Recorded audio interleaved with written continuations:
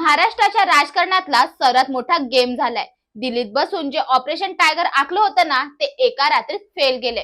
खासदार ओमराजे निंबाळकर यांच्या फक्त एका विधानाने त्यांच्यासोबत फुटायला निघालेल्या तब्बल 5 खासदारांची खासदारकी आता पुरती टांगत्या तलवारीवर आली। झालं असं की पवनराजे निंबाळकर हत्याकांडाच्या निकालावर सगळ्यांचं लक्ष होतं। चर्चा तर अशी होती की निकाल लागताच ओमराजे ठाकरे गट सोडून शिंदे गटात जाणार, पण निकाल आल्यावर ओमराजेंनी थेट गुंडाळी केली। ते म्हणाले, मी अजून कोणताही निर्णय घेतलेला नाही, आधी मतदारसंघात जाईन, लोकांशी बोलेन आणि मग 2 दिवसांनी सांगेन। आता ओमराजे तर थांबले, पण त्यांच्या नादाला लागून उड्या मारणारे ते 5 खासदार मात्र भलतेच अडकलेत।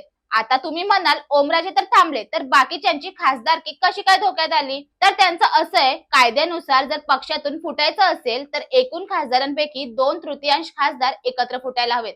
ठाकरे गटाकडे एकूण 9 खासदार आहेत, म्हणजेच किमान 6 जण एकत्र फुटले तरच त्यांची खासदारकी वाचणार। पण आता ओमराजेंनी पाऊल मागे घेतल्यामुळे उरले फक्त 5 आणि 5 जण फुटले तर कायदा सांगतो की तुमची खासदारकी सरळ रद्द होणार, म्हणजे हे 5ही जण थेट घरी जाणार।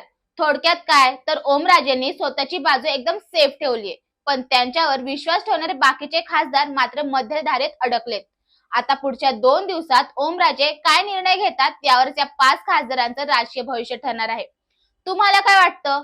ओमराजे ठाकरेंसोबतच राहणार की शिंदे गटात जाणार? कमेंट करून नक्की सांगा आणि व्हिडिओ शेअर करायला विसरू नका।